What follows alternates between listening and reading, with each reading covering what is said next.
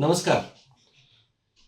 कोल्हापूर जिल्हा सहकारी दूध उत्पादक संघाच्या अर्थात गोकुळच्या निवडणुकीच्या संदर्भात राष्ट्रवादी काँग्रेस आणि मित्रपक्षांनी संयुक्त पॅनेल करावं आणि त्याची परवानगी नामदार हसन मुश्रीफ साहेबांनी मुख्यमंत्र्यांकडून घ्यावी अशा पद्धतीची मागणी गोकुळचे संचालक आदरणीय युवराज बापू पाटील आणि केडीसीसी बँकेचे संचालक आदरणीय भैयाजी माने यांनी कालच केलेली आहे. त्याच्या वर्तमानपत्रामध्ये बातम्या प्रकाशित झालेल्या आहेत.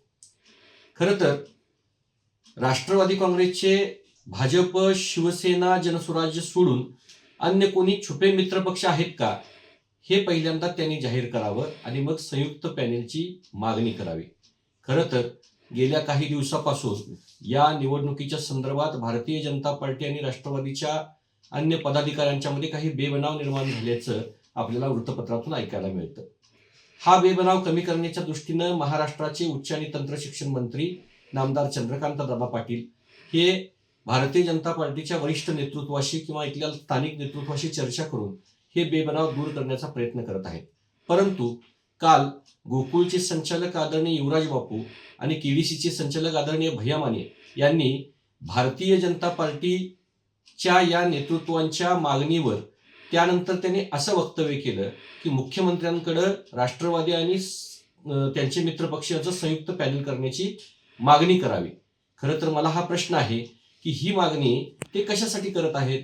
कारण राष्ट्रवादी काँग्रेस पार्टीचे मित्रपक्ष हे शिवसेना, भाजप, जनसुराज्य वगळून अन्य कुणी आहेत का या प्रश्नाचं उत्तर खरं तर त्यांनी द्यायला हवं.